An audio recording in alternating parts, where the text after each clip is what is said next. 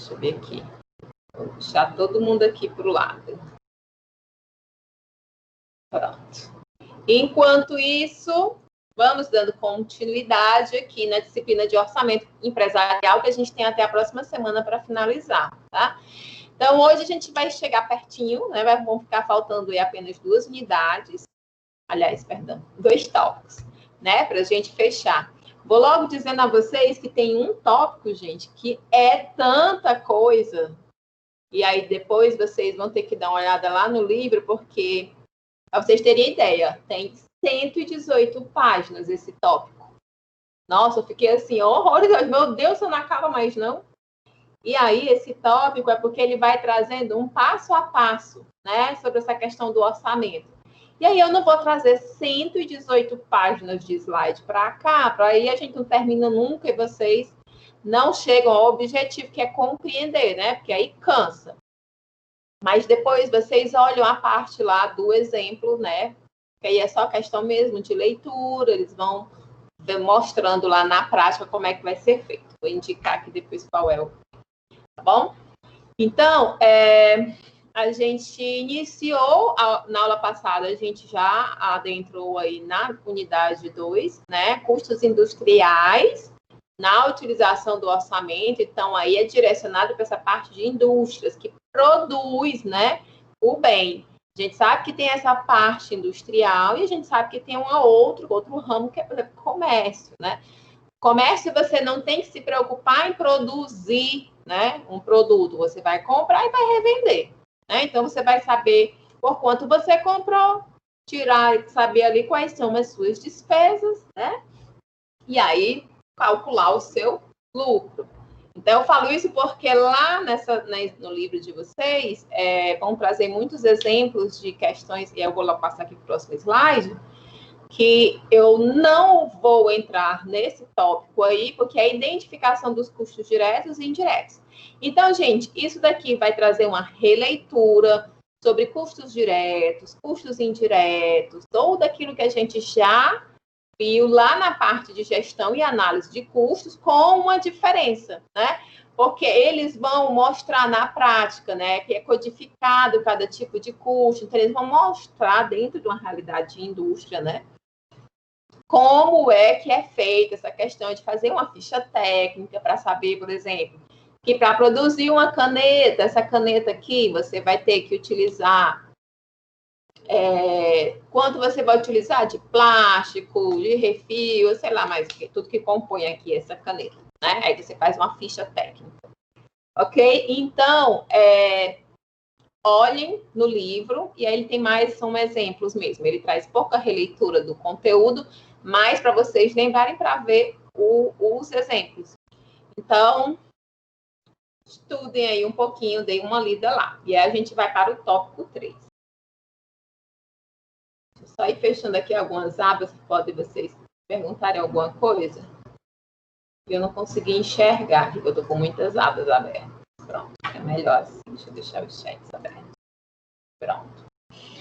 Então, o tópico 3 da unidade 2 vai falar sobre a identificação dos gastos de produção, né? Começando aí sobre planejamento da produção. Lembrando que está falando de produção, estamos falando aqui de indústrias. Falando em indústrias, aí eu lembrei aqui de mercado. Vocês estão sabendo que vai chegar um novo supermercado aqui em Acaraú? Daniel, tu tá sabendo, Daniel? Tem mais antenado aí, mais blogueirinho, sabe? A Aline, vocês estão sabendo, gente? É o Atacarejo. Gente, eles começaram já a preparar lá o espaço. Você sabe onde? Por trás do céu. Vocês sabem onde fica o céu ali? Perto da escola profissional, né?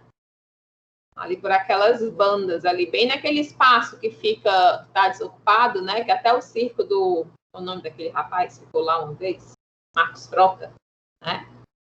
Pronto, menina, eu vi a planta, me mostraram aqui a planta do supermercado, cara, mas é enorme. Só para vocês terem ideia, o supermercado vai ter 127 vagas de estacionamentos para carro. Para estacionamentos para moto, eu acho que são 60. 60 vagas, né? Não, mas na empresa, a Praça Centenária não ia caber, não. É muito grande. É mais de 3.000 metros quadrados só de supermercado. Vai ter loja, vai ter caixa eletrônico lá dentro. E não é um negócio grande. Câmara frigorífica, tudo. É um mundo ali dentro.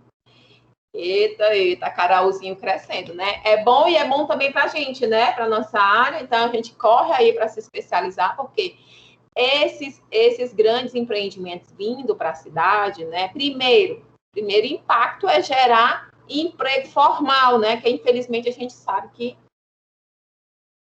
na nossa região a gente sofre muito com a situação da informalidade.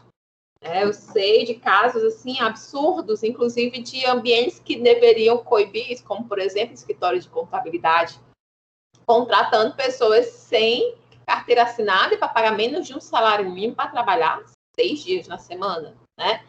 Então, o primeiro ponto positivo é isso, é porque geralmente essas empresas maiores, né, sofrem mais fiscalização, são mais precavidas também, né? E aí elas trazem aí a questão do emprego formal, isso gera renda na cidade, né? E essa renda vai circular, né? Então, os comércios também vão aí lucrar mais e vai crescendo, né? Isso vai virando o que a gente chama de um ciclo virtuoso, né? Então, vamos nos preparar aí, né, para as oportunidades que vão surgir. Então, gente, planejamento da produção. Aí, uma das coisas que vai impactar nisso é a sazonalidade do mercado, né? Essa sazonalidade, ela ocasiona uma demanda muito variada entre períodos do ano, né? Por exemplo, se a gente pegar ovos de chocolate, né?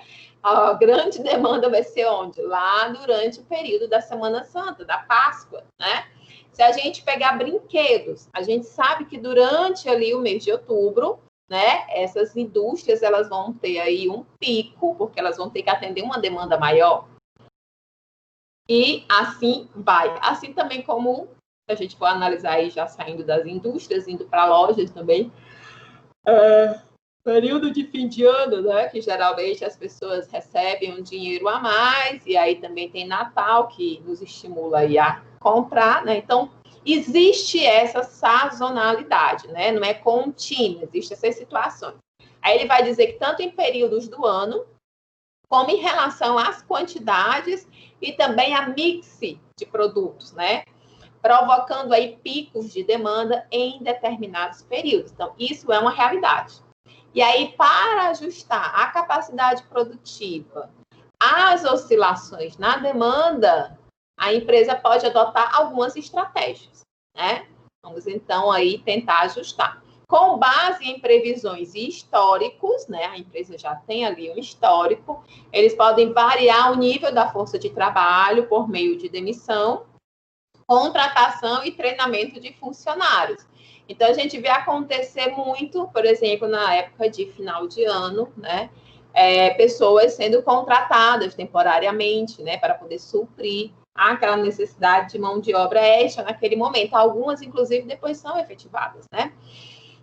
A gente vê também nas indústrias, nas montadoras de veículos, né? De carros, que existe ali um período de pico, eles contratam, depois eles dão férias coletivas para as pessoas, para não demitirem, ou até mesmo demitem, né? Então, tem que abrir, a gente tem que ter aí algumas ações, né, para poder lançar e tentar mitigar, né, os danos que essa situação traz. Gente, o Muriçoca me pegou aqui, que a Maria vai armar.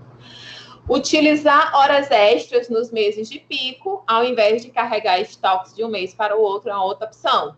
Então, ao invés de eu ter que fabricar muito num mês para poder guardar para o outro, eu posso fazer o seguinte: não, como eu vou ser, esse mês eu vou ter um pico, então eu vou pagar horas extras aos funcionários apenas por aquele período que o pico, né, está aí além da minha capacidade de produção, certo?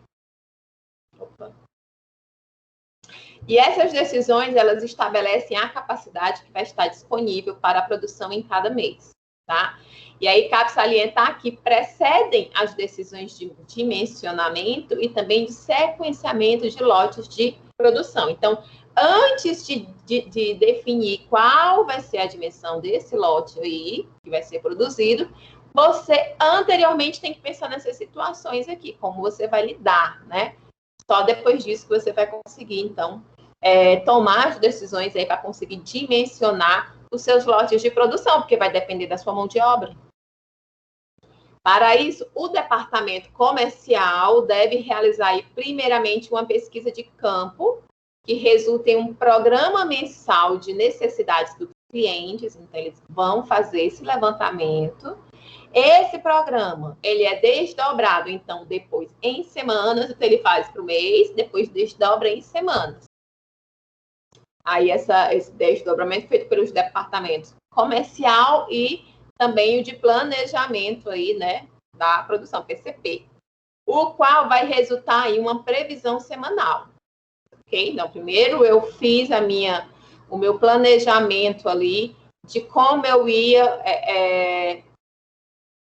atender a uma demanda extra de mão de obra. Com isso, depois eu fui e consegui fechar minha demanda mensal, desdobro em semanas para ter ali uma previsão daquela semana, o que é que eu preciso produzir, né? Com esse desdobramento, então, é possível obter uma previsão de demanda inicial que vai servir como um ponto de partida para a programação da produção em cada semana, tá? Então, é mais ou menos assim que acontece.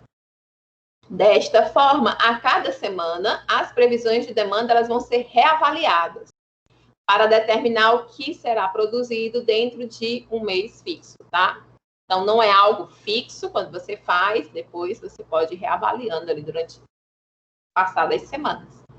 Uma dificuldade desse planejamento e controle de produção é elaborar um programa de produção que atenda completamente àquela demanda semanal, né? Não ultrapassando os limites de capacidade disponível, né? Com as alternativas lá de hora extra, né? Ou carregar estoques de uma semana para outra. Então, eles não querem ficar com estoque grande uma semana para outra, quer produzir o suficiente, né? Dentro do planejamento. Então, a previsão da demanda mensal e o desdobramento semanal e a programação de cada semana determinam aí os tamanhos do lote. No dimensionamento desses lotes, a capacidade produtiva, como eu já falei, ela tem que ser considerada em termos de horas disponíveis para a produção no mês e também de uma taxa média de produção por hora. Ou seja, quanto é a produção do Daniel por hora daquele determinado produto? Vamos dizer que ele não sei a complexidade do produto aí, da atividade, mas vamos dizer que por hora ele consiga fazer 100 itens ali. Então, ele tem esse rendimento, né? Essa taxa de produção. Então, é isso que ele vai querer, ele vai dizer. Então, você vai saber qual a sua capacidade produtiva quando você souber quantas pessoas estão ali disponíveis para trabalhar e qual vai ser o rendimento dessas pessoas.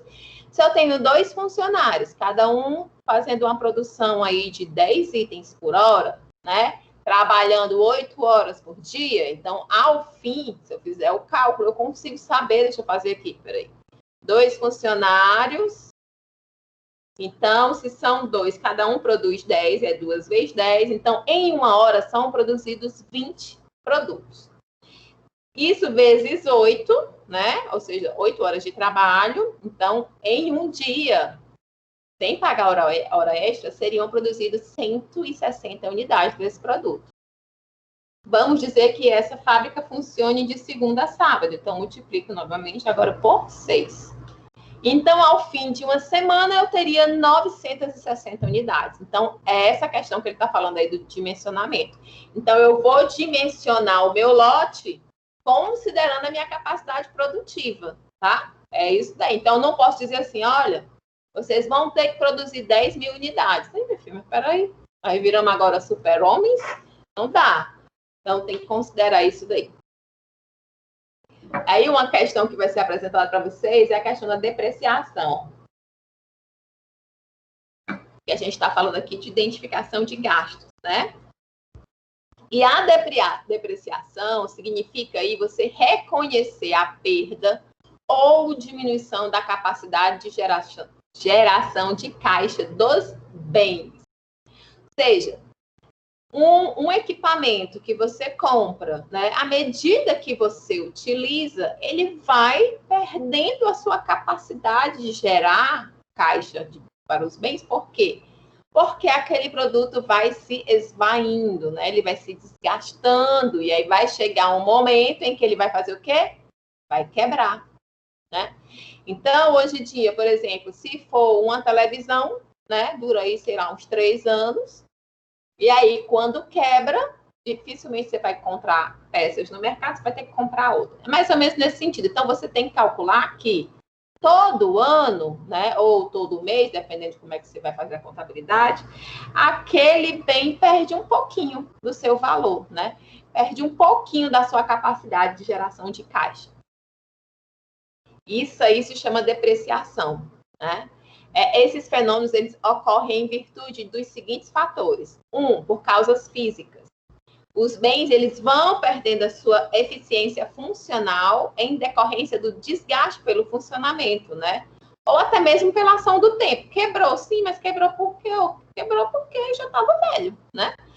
Causas funcionais, né? Os bens eles perdem a sua eficiência funcional, a sua função, né? Que é abalada aí. A sua capacidade de geração de caixa à medida que eles são superados tecnologicamente. Quer ver um exemplo? Máquina de escrever.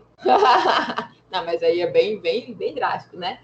Mas existem outros, né? As máquinas,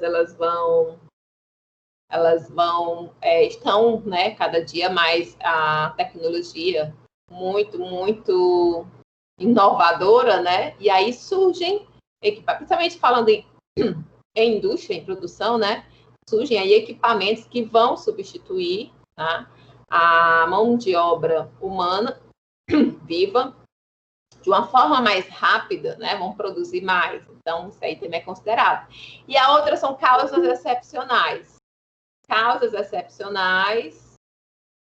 Oi, Patrícia, boa noite.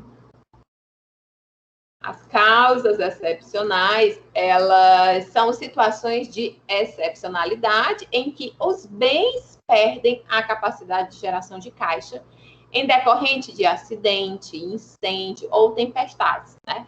Então, são acontecimentos que fogem ao controle, né, das pessoas ali envolvidas. Esse reconhecimento de perda de capacidade de geração de caixa vai ser tratado na contabilidade como custo ou despesa. Como custo, um desgaste ocorrido com os bens que foram utilizados na produção. Então, vai ser incutido aí como um custo. Como despesa, quando o desgaste é ocorrido com os bens cuja utilização não está relacionada à produção e cai bem dentro da realidade do que a gente separa o que é custo e o que é despesa. Então, os bens utilizados para a produção vão ser considerados a depreciação dela como um custo. Já os bens que não são envolvidos na produção vão ser, então, a sua depreciação contabilizada aí como uma despesa. E aí, os métodos de depreciação, né? Para o cálculo da depreciação, existem alguns métodos que podem ser utilizados. Tem uns 3 aí. Temos o método linear ou cotas constantes, que vai ser baseado na vida útil do bem, né? A cota anual de depreciação, que é o valor do bem dividido pelo número de períodos de vida útil. É mais ou menos assim. Eu tenho um exemplo, que eu estava até esses dias lá no campus, uma situação como essa. A gente tem uma balsa de salvatagem, é de salva-vidas, sabe? Para o curso de pesca. Aquelas balsas que tem em barcos, Deus me livre, acontecer um acidente, né? Ela é toda fechadinha, você puxa e você sai do barco e entra na balsa e fica ali à deriva. E aí, essa balsa foi comprada em 2012, muito tempo.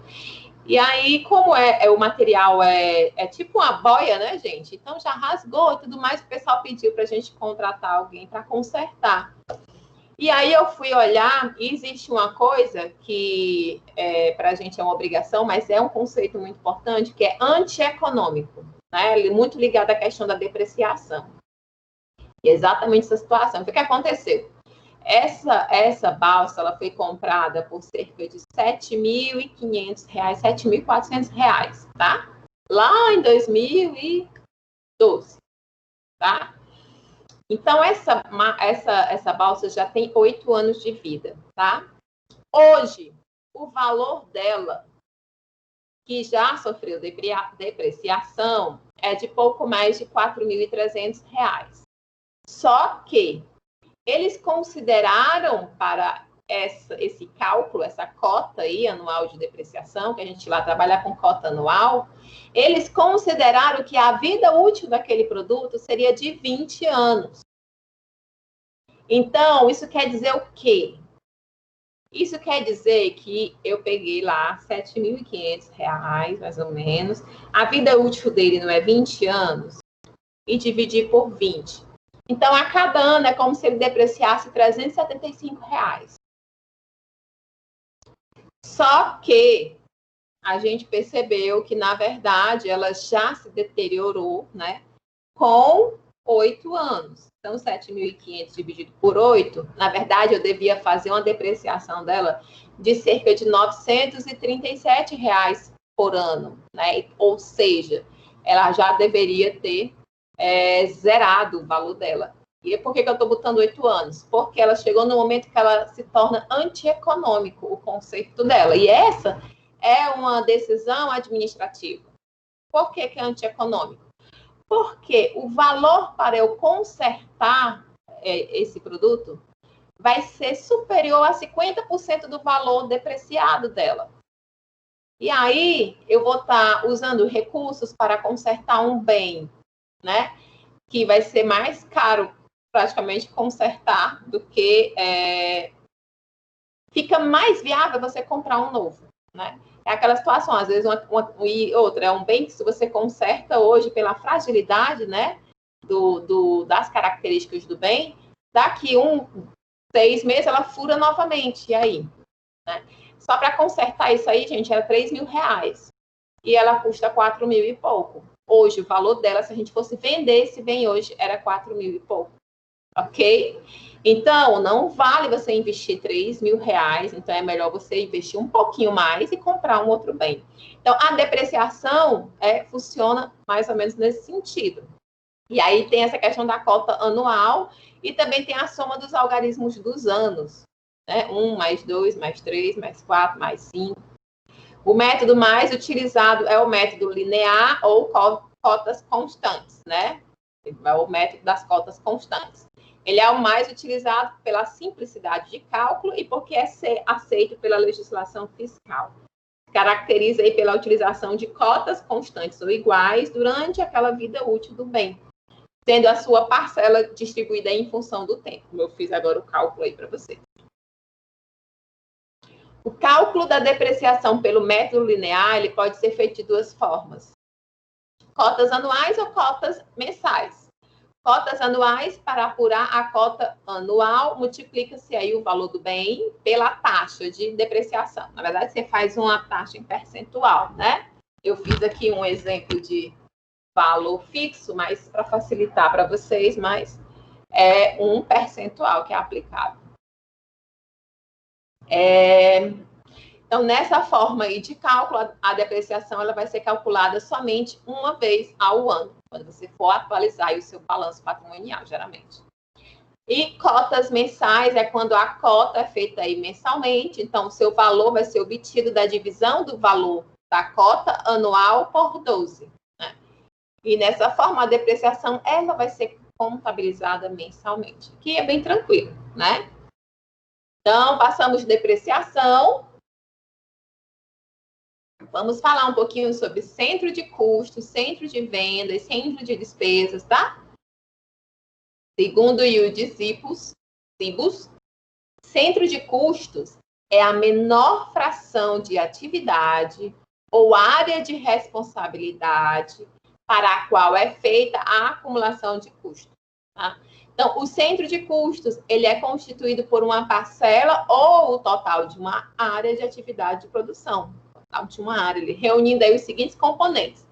Então, para você montar esse centro de custo, você vai considerar a mão de obra, as máquinas, as instalações, materiais e também matérias-primas, a energia elétrica ou calorífica, né? E outros insumos que sejam usados ou consumidos naquela produção. Então, aí você vai conseguir montar o centro de custos, né? A menor fração aí daquela atividade. E o centro de vendas? Então, aí é mais a atividade comercial da empresa vai constituir um centro de produtos ou vendas. Então, com alguns indicadores aí, a gente pode medir o desempenho dessa atividade, como os seguintes. Um dos indicadores pode ser vendas realizadas versus metas estabelecidas para um grupo de vendedores. E a gente vê isso muito acontecer. Deixa eu dar uma dica para vocês. Vocês sabem que muitas empresas trabalham com essa questão de metas, né? Por grupo de vendedores ou até mesmo pela loja, né? A meta dessa loja é vender tantos produtos esse mês. E aí, meu povo, esse povo faz de tudo para alcançar essa meta. Como é que vocês podem se dar bem com isso? E aí, aconteceu comigo quando eu fui trocar de carro, né? Eu fiquei procurando carro com meu marido uma semana lá em Fortaleza. Acho que fui todas as concessionárias da Fiat. E a gente queria Fiat. Porque a gente tinha Fiat e a gente já teve Chevrolet, não gostamos. E aí, aí a gente não encontrou ninguém que baixasse o preço. E a gente praticamente ia comprar o carro à vista. E não baixava. Eu digo, naquela época o pessoal estava comprando muito carro. A Fiat estava assim, tipo, nadando, não tô nem aí. Se tu não comprar, vem outro e compra. Nesse sentido. E aí a gente já estava se decidindo por comprar um da Volkswagen, que eu não gosto, né? Mas ali a gente estava precisando mudar, porque a gente já tinha vendido o outro e precisava comprar alguma coisa. Aí o que foi que eu lembrei de uma outra concessionária, que é a Via Sul, lá perto da Praia do Futuro, lá pelo caminho, nada falando Santos Dumont. Cheguei lá e chorei. Aí, por sorte, eu encontrei uma pessoa que era de Acaraú, lá, o vendedor. E chorei. E era dia 30 de julho. Era dia 30 de julho. Gente, esse povo diminuiu quase R$4.000 no preço do carro. Ainda me deram tapete, e não sei mais o que geralmente eles não dão, né? Agora, até isso a gente compra. Então, eu não passei a semana toda e não consegui. Por quê? Porque eles tinham que fechar a meta no outro dia. Agora eu disse, você tem que comprar até amanhã. Senão, não segura o preço. Então, funciona assim, né? Então, eles têm indicadores para medir o desempenho aí dessa atividade. Então, se a gente analisar aí, é cruel com os vendedores, mas para quem vai comprar, de repente, é interessante saber, né, sobre quando é que é o prazo final para eles baterem as metas, porque aí é quando eles vão tirando as gordurinhas que eles podem, né, para a gente conseguir bons descontos. E uma outra é por as despesas de um escritório de vendas dividido pelo faturamento do mês desse escritório, né? Ou outro indicador aí do gênero. E o centro de despesas, né? As unidades administrativas, desculpa. As unidades administrativas, elas formam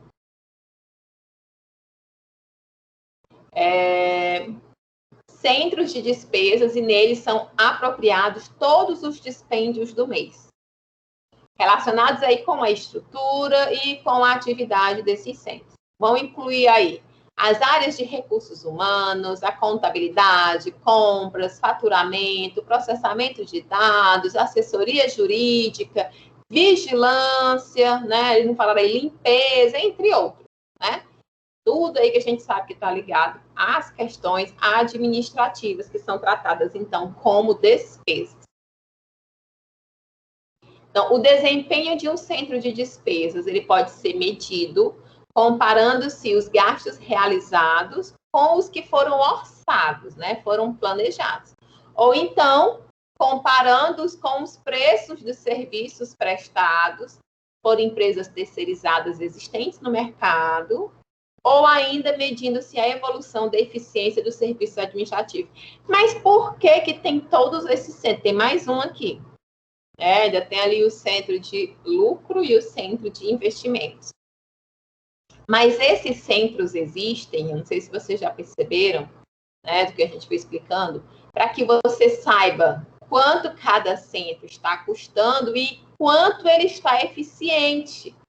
Se lá quando você fizer o centro de despesa, você verificar que não está sendo tão eficiente, né? Você tem ali já que ver ações para mudar. Você vai lá no centro de despesas, né? Ver que tem algumas despesas que estão aí corroendo o seu orçamento, né? Então, é nele que você tem que agir. Então, são analisados dessa forma.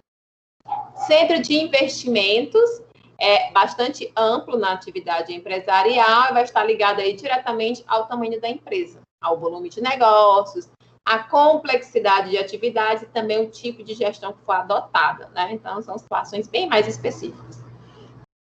A sua avaliação ela é feita pela capacidade de produzir ganhos proporcionalmente ao valor investido, né? Com base aí em algum conceito que vai estabelecer essa relação. Então, eles tentam estabelecer, eu investi tanto e a minha capacidade de produzir ganho está tanto em relação a cada real investido.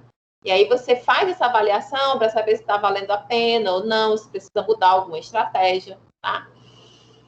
Tipos de investimentos que poderiam ser classificados como centro de investimentos. Temos aí investimento de expansão, né? Quando a empresa amplia a sua capacidade de produção, agregando aí novas unidades produtivas.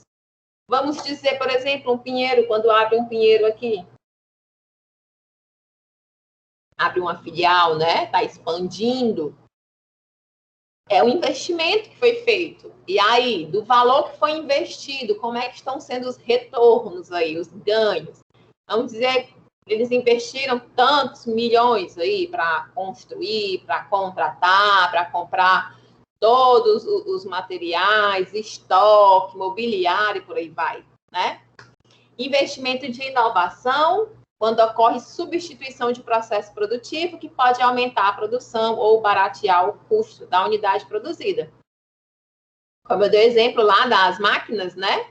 Então, você hoje tem uma máquina onde você faz uma produção um pouco mais artesanal e existe no mercado um novo modelo, né? Que aumenta a sua produtividade de forma bem, né,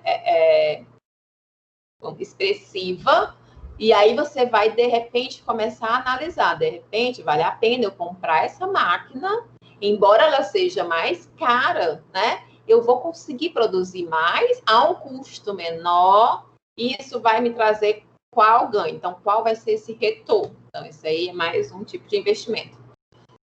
Investimento de ofensivas, quando a empresa faz o investimento para agregar ao produto algo diferenciado, tentando aí provocar o mercado. Pode ser um investimento feito por determinado tempo ou até de forma permanente. Exemplo, o automóvel com motor 1.0 cc equipado com ar-condicionado. Investimentos calculados e obrigatórios. Apesar de não ser bem um investimento, mas determinados tipos de empresas, elas estão sujeitas a investimentos calculados e obrigatórios. Por exemplo, podemos citar aí a preocupação com a ecologia, né? Que diretamente nada tem a ver com o processo produtivo, mas os órgãos governamentais não vão dar as licenças de funcionamento se eles não atenderem, né, ao cumprimento desses investimentos para a preservação do meio ambiente. Tem também os investimentos financeiros, podemos colocar aí os investimentos no mercado de ações, na área de imóveis, investimentos no mercado financeiro, na prática, a gente poderia ser chamado aí de especulação de mercado, né? Aqui eles vão avaliar os ganhos obtidos entre o T0, né, o tempo 0 e o tempo 1, aí vão ver do valor que eles investiram, como é que está sendo o lucro.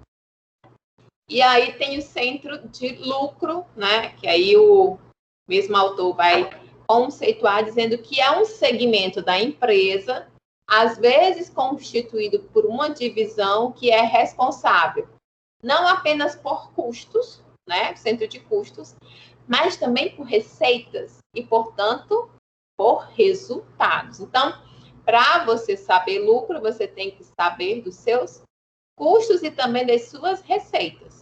Quanto foi que eu obtive de receita? Para eu obter isso de receita, quanto foi o meu custo? Confronta os dois, você vai ter o resultado. Então, por isso que ele traz aí, que é através aí do resultado. E aí, ficha técnica ou de produção, né? Na ficha técnica ou ficha de produção, vão ser apresentados aí... Ai, drogas. Vão ser apresentados os materiais e os insumos que são utilizados na produção de um determinado produto. Com essa ficha, é possível identificar quais são os custos alocados na produção de acordo com o consumo existente. Deixa eu dar um exemplo que eu conheço melhor, né? Vamos lá, eu gosto muito de cozinhar. Nunca mais eu cozinhei, meu povo. Meu trabalho está tão puxado que eu tive que deixar as minhas filhas na casa da minha mãe, né? Lá na Serra. Então, só eu e meu marido aqui. E aí, gente, minha geladeira tá de dar dó. Eu não digo nem que tem água, porque não tem, né? No filtro. Então, nem água tem, quando eu não estou cozinhando. Mas adoro cozinhar. Então, deixa eu buscar aqui uma ficha técnica. Dentro, quando você tem um restaurante, por exemplo, você tem que ter a ficha técnica de cada prato daquele, né? Então, da batata frita, do peixe à belamenier, que todo canto nessa Acaraú e região tem peixe à belamenier, né? Então, para cada um deles, o correto é que você faça uma ficha técnica. É um produto, né? Lá nessa ficha técnica, você vai dizer quanto, por exemplo, no bolo, você vai utilizar 3 ovos, ou então, se você precisa algo que precisa de uma quantificação mais específica, você pode dizer que vai precisar de tantos gramas de clara, quantos gramas de gema, nesse sentido, entende? Mas aí a ficha técnica é o bolo, eu vendo bolo, né? Pronto, vou fazer bolo para vender, vou fazer a ficha técnica daquele bolo. Então, eu vou dizer lá que o bolo precisa ter 3 ovos. Também vão ter lá 2 xícaras de chá de farinha de trigo com fermento, sem fermento, tudo faz. E aí, gente, além de você padronizar, né? Então, você sabe o que você vai precisar para fazer 10 bolos. Porque você não vai ter que fazer na louca na sua cabeça. Não, você tem a ficha técnica, você sabe o que precisa para fazer 1. Então, você multiplica e sabe o que vai precisar para fazer 10, né? Aí você vai no supermercado, no caso aqui, né? Sou eu vendendo um bolinho em casa. Vou ao supermercado e compro a quantidade que eu preciso, tá? A outra coisa que vai ser importante, essa ficha técnica, é para quê? Para você calcular os seus custos, porque você vai colocar lá. E isso tem que ser muito atento. Você vai fazer bolo para vender? Você vai fazer a ficha técnica para produzir o bolo e entregar o bolo. Então, você não vai pensar em colocar somente o ovo, a manteiga, a farinha e o açúcar, né? Por exemplo, e o fermento e o leite. Isso aí são só os ingredientes do bolo, mas você vai considerar a embalagem que você vai colocar esse bolo. Quanto tempo esse bolo vai ficar assando no seu forno? Qual é o consumo de gás do seu forno? Para quê? Para calcular aí quanto de gás vai cada bolo, né? Vai ser um custo aí embutido, né? Para assim dizer. Além disso, você está usando o seu tempo para produzir o bolo. Lembra que eu falei lá da questão da produção, das horas extras? Pois é. Você tem que calcular qual a sua produção por hora, para daí você saber quanto pode produzir por semana. Então, você vai estabelecer quanto é que custa a sua hora de trabalho. E aí, quantos bolos você faz numa hora e divide. Se a minha hora de trabalho é R$30 e eu consigo fazer 5 bolos em 1 hora, né? Então, aí, cada bolo, para pagar a mão de obra, né? Vai ser R$6 de mão de obra. Certo? Então, tudo isso vai ter que ser considerado lá na ficha técnica. Então, a ficha técnica é onde são apresentados aí os materiais e insumos, né? Na produção de um determinado produto. Você vai conseguir identificar quais são os custos alocados na produção de acordo com o consumo existente. Outro fator que vai ser destacado é o número de horas disponíveis para a produção e o valor efetivamente gasto aí em horas de produção, né? Determinado de acordo aí com o custo hora. Então, se vocês querem começar algum negócio aí pequeno, vão produzir alguma coisa em casa, lembrem disso, tá, gente? Quando for fazer as contas, lembrem de tudo. Lembre que você vai usar água para lavar. Lembra da questão da depreciação? O seu fogão vai se depreciar com o tempo. Então, você tem que considerar isso também. Lembra que a depreciação do bem que é utilizado diretamente no produto tem que ser alocado, então, como um custo? Pois é. Formação do preço de venda. A formação do preço de venda é uma etapa da comercialização do produto, né, ou então de um serviço, que é muito importante.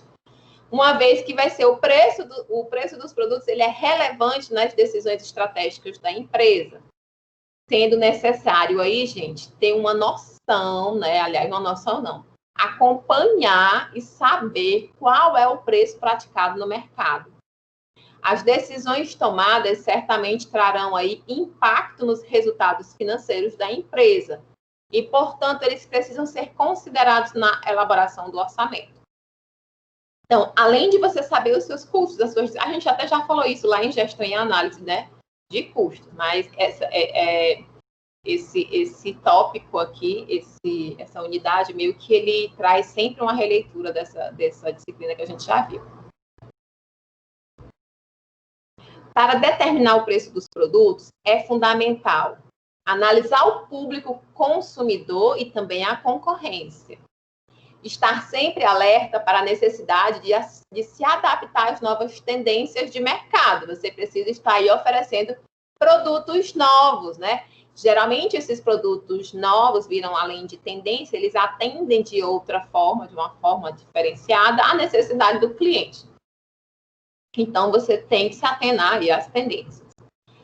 Bem como também as possíveis mudanças na política econômica, porque a gente já estudou isso, né? Em economia, também já vimos um pouquinho lá em mercado de capitais, que tem influência, e também na parte lá de direito tributário, né? Tudo isso vai influenciar. Considerar os custos com a mão de obra e a tecnologia utilizada para que um determinado produto possa chegar até o consumidor. E outro fator importante é o conhecimento do tipo de mercado em que a empresa atua, né? Cada um tem uma peculiaridade, precisa conhecer bem, então.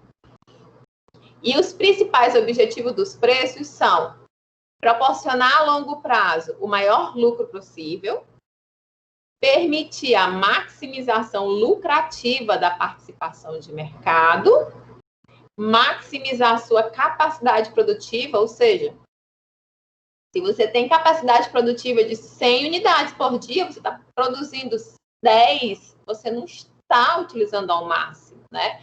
De repente, você consegue aí utilizar até as 100, de repente, fazer um pouquinho a mais. Então, maximiza isso daí.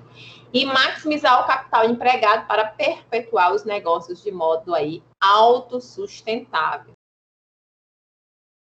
Existem situações específicas que requerem aí maior atenção na determinação do preço. Quais sejam? Determinação do preço pela primeira vez, que acontece quando o produto vai ser distribuído aí em uma nova região de vendas, né? Quando ele entra aí regularmente em concorrências públicas para novos contratos de trabalho, ou então quando a empresa desenvolve ou adquire aí um novo produto. Temos também a situação da possibilidade de uma alteração no preço por haver dúvida. Em relação à demanda e também aos custos, né? Então, é preciso ter atenção aí. Também diante da possibilidade do preço aumentar por causa da inflação ou da escassez. A gente está vivenciando muito essa situação.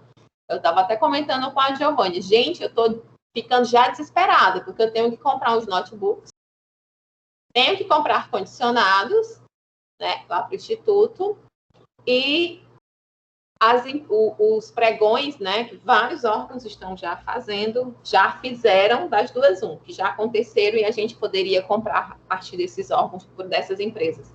As empresas não estão aceitando. Tem empresa, né, de ar-condicionado, que eu entrei em contato, que eles fizeram um pregão, eles ganharam um pregão agora em setembro. Só vão conseguir entregar o produto em fevereiro. A gente comprou agora tablets para distribuir para os alunos. Empenhamos semana passada, mas antes disso a empresa já disse, a gente só vai ter condições de entregar em janeiro. Por quê? E outra, computador está impossível. Não encontra. As licitações nem conseguem comprar, porque muitas vezes é porque ninguém nem deu oferta, né? Nenhuma empresa se interessou. Porque toda essa questão, né, de pandemia, a gente pensou que iria acabar ou melhorar, amenizar, quando a gente retornasse um pouco, né, a nossa rotina, que a gente vem retornando, né? Mas os efeitos, né, outros efeitos estão agora chegando, que é a falta de matéria-prima para produzir esses bens. Os ar-condicionados é porque não tem peça. A peça vem da China, não está vindo. Né? Eles não estão mandando. E a mesma coisa com as tecnologias, porque computador é tecnologia, vem tudo importado. E isso é um grande problema também. Por quê? Porque o nosso país tem investido muito na desindustrialização. Ou seja, o nosso mercado interno, né, ele está sendo sempre atendido por ofertas externas, tecnologias externas. E aí, quem é que sofre? A gente, né? Numa situação dessa, a gente fica à mercê. Tá aí, ó, não pode, não consigo comprar. Tenho dinheiro, mas não consigo. Porra de doido, né? Então, tem que se considerar essa situação também. E quando a concorrência muda de preço e a empresa precisa decidir aí estrategicamente se ela vai permanecer com o preço ou não, e se mudar, qual será aí o novo valor. É a política de preços, né? Atualmente, a formação dos preços, ela tem sido um ponto cada vez mais importante dentro das organizações, né? Por quê, meu povo? Porque agora os clientes estão mais exigentes quanto aos produtos e também aos serviços que eles desejam adquirir. Também porque hoje nós temos mais concorrência. Antigamente, você tinha pouquíssimas marcas de quase tudo que a gente tem hoje em dia, né? Agora não apenas concorre com o mercado daqui, como também com o mercado externo. Então, isso traz para o cliente muitas opções, então ele começa a exigir mais. Nesse sentido, é preciso oferecer produtos ou serviços de qualidade a um preço em que esses clientes estejam dispostos a pagar. E aí, geralmente, além do preço, vocês vão ter que trazer algum diferencial, né? Porque algo também muito importante que tem acontecido ultimamente é que os clientes, eles têm buscado também um quê a mais. Como tem muitas opções, eu quero saber o que essa opção tem de diferente, o que ela me oferece a mais. É aquela questão, né, de além de preço, as pessoas estão começando a analisar também o retorno daquilo para elas, né? A qualidade e tudo mais. Então, a outra coisa é que para a redução dos custos, então, exige aí um entrosamento estreito com os fornecedores, obviamente, você vai tentar baratear aí os seus custos. E também uma eliminação de gastos desnecessários. Aí entra aquela questão que a gente estava analisando. Central de custos, de despesas, tudo isso vai ser analisado para descobrir onde você pode diminuir, então, esses custos para poder mudar ali, né? Poder ter uma liberdade ali de modificação com os seus preços. Como os preços, eles normalmente partem dos consumidores, em vista aí das oportunidades de escolhas que eles têm, devido a uma razoável concorrência de mercado, como eu falei para vocês, as empresas não podem simplesmente montar seus preços com suas boas margens de lucro, né? Diante desses fatos, as empresas, para serem competitivas, precisam procurar reduzir seus custos de produção e aplicar ferramentas de controle, né? Constantemente para serem, então, bem-sucedidas no alcance dos seus objetivos.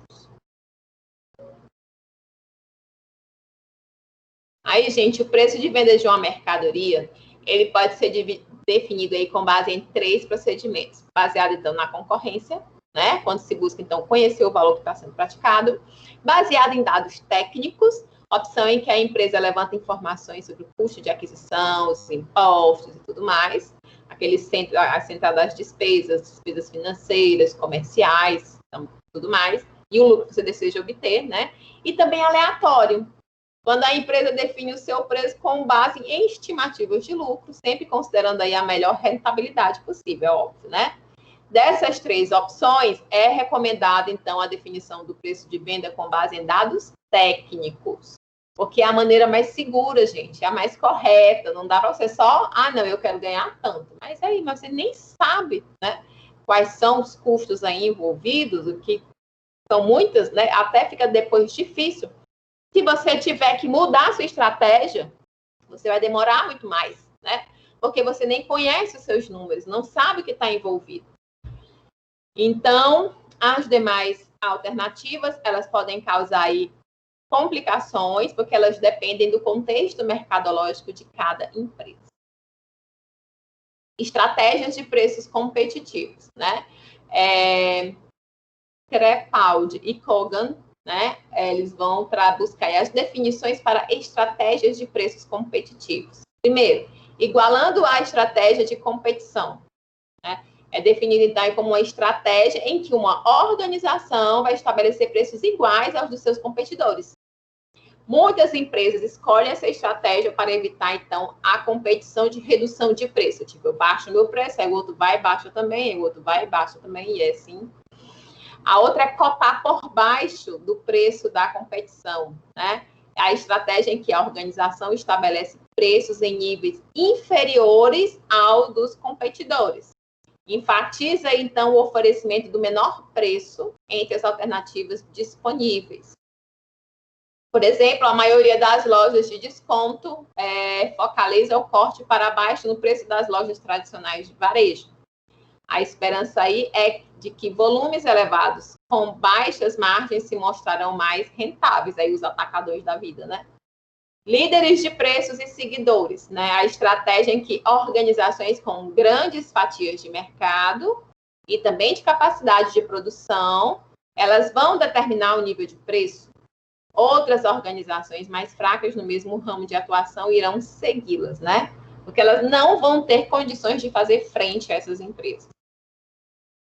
Preço de penetração, isso é feito aí disponibilizando um preço baixo, introdutório, apenas com a intenção de estabelecer o produto rapidamente no mercado. Aí você vai, olha, uma marca nova, vou provar, tá tão barato, vai que é bom, né? É mais barato que a outra que eu uso. A lógica envolvida é a de que com um baixo preço, rapidamente se conseguirá aí uma grande participação no mercado e os seus compradores permanecerão leais ao produto quando mais tarde você for aumentando esse preço. Tem também o preço predatório, né? Certos preços são estabelecidos por tradições. Esses preços costumeiros, eles tendem a permanecer imutáveis por um longo período de tempo. Neste caso, a demanda ela é elástica, acima do preço de percepção tradicional, né? Então, conduz a uma grande redução nas vendas. Temos ainda a estratégia de precificação por linhas de produtos. Ela vai objetivar aí maximizar os lucros para o total dos produtos daquela linha, né? E não propriamente obter o maior lucro possível para um item daquela linha de produtos. Então, ele vai tentar diluir isso daí, né? Ele coloca em um produto, que no todo ele vai ganhar mais. Preço cativo é a estratégia onde um produto básico, como um aparelho de barbear, é precificado por baixo, mas os lucros dos produtos associados, necessários para o funcionamento do produto básico, aí as lâminas de barbear, vão compensar a falta de lucro no produto básico, certo?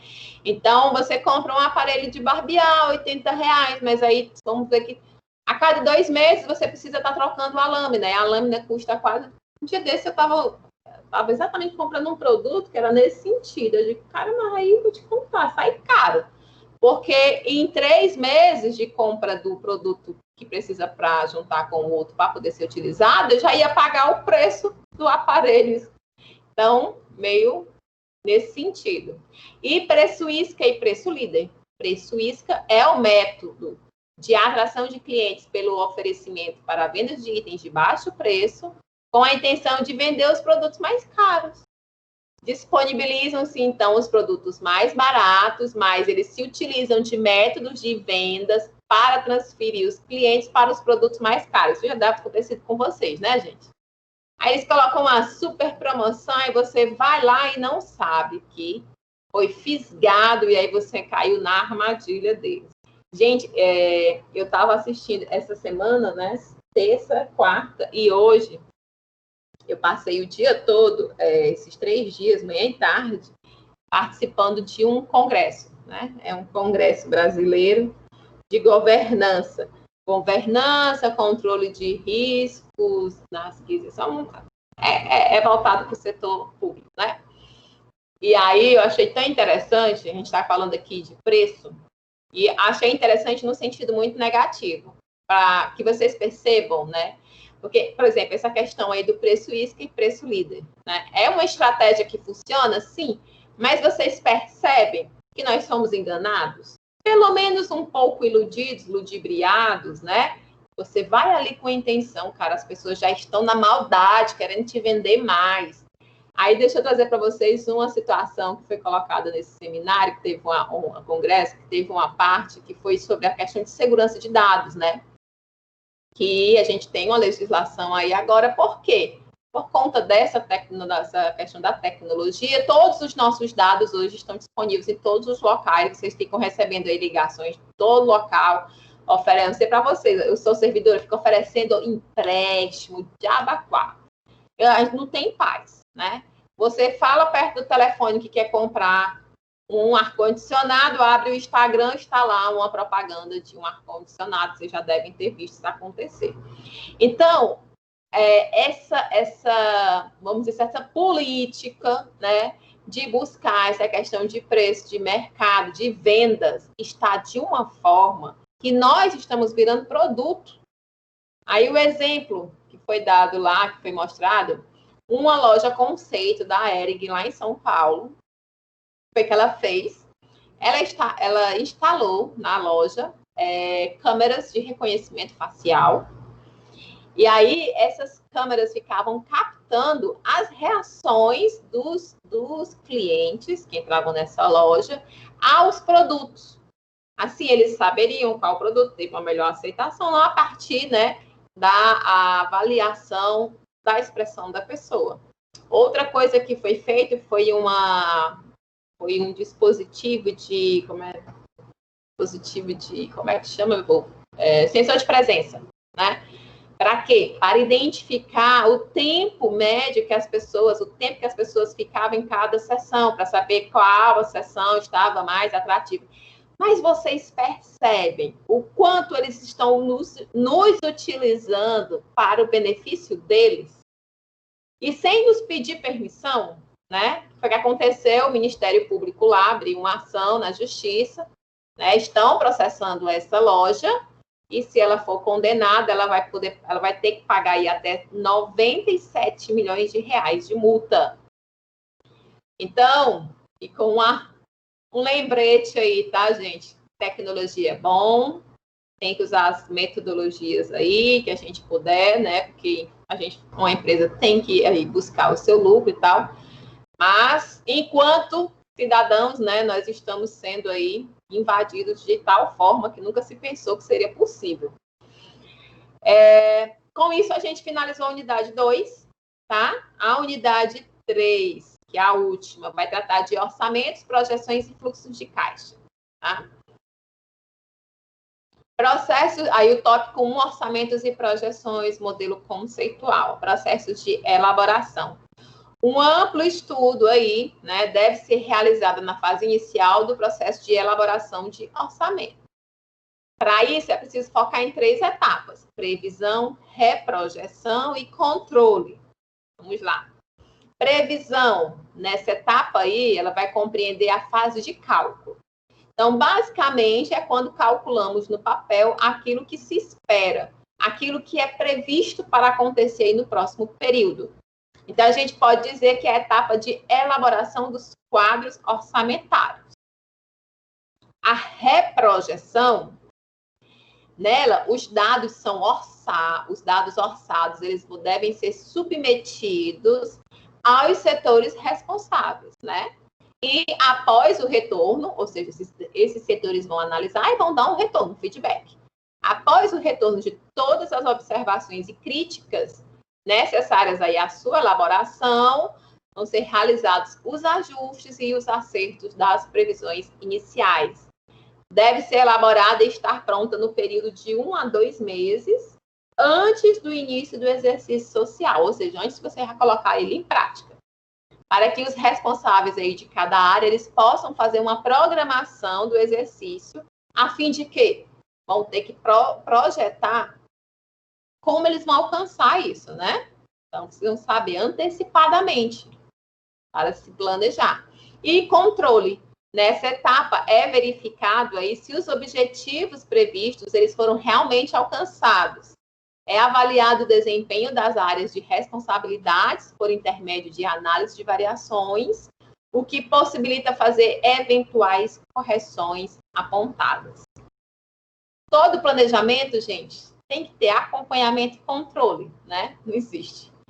O orçamento operacional vai ser a parte que geralmente contém a maioria das peças orçamentárias, porque ele vai envolver praticamente todos os orçamentos específicos, englobando aí os orçamentos da estrutura administrativa, da estrutura de produção e também da estrutura de vendas da empresa. O orçamento operacional, ele vai ter como consequência a demonstração dos resultados, né? Que vai manifestar aí os reflexos nas áreas de vendas, de custos e de despesa. Todo o processo orçamentário, ele inicia com o planejamento das vendas dos produtos e serviços da empresa. Então, você vai primeiro projetar, planejar, né, como serão aí as suas vendas. Concluído, então, o orçamento de vendas, a próxima etapa vai ser o quê? O orçamento de fabricação. Ok, a gente projetou, a gente analisou o mercado, fez uma análise histórica e tudo mais, as projeções. Esse orçamento aqui de venda. Então, agora vamos o quê? Para a fabricação, né? Para poder atender essa demanda de vendas.